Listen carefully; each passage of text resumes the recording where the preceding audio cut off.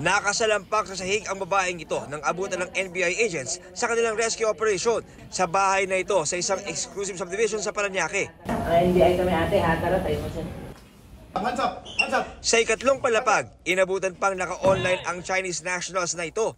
Pugad umano ng panloloko ang bahay na nabisto ng kasambahay.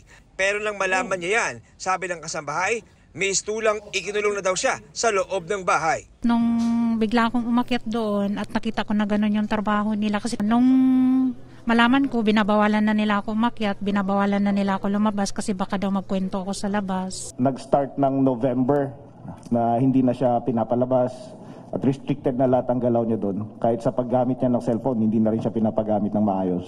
Pero nang makalingat daw ang mga Chino, nakatsyempo daw ang kasambahay na nakatawag sa isang kaibigan na siya namang humingi ng tulong sa NBI. Sa mga tumambad na script sa mga computer ng mga dayuhan, nabisto ang iba't ibang online panloloko na kanilang ginagawa ngayong magpapasko at may indikasyon na may mga Pilipino silang nabibiktima. They came from a big Pogo organization. And dahil sa wala na nga, nag-divide sila sa smaller group at itinuloy nila yung mga kalokohan nila. 7 Chinese nationals ang arestado na naharap sa patong-patong na reklamo. Hindi na nagbigay ng pahayag ang mga dayuhan. Yung final ho namin is at least 4 na charges. Meron ng AFASA, merong kasambahay law, merong Republic Act 10175 at merong Expanded Anti-Trafficking in Persons Act.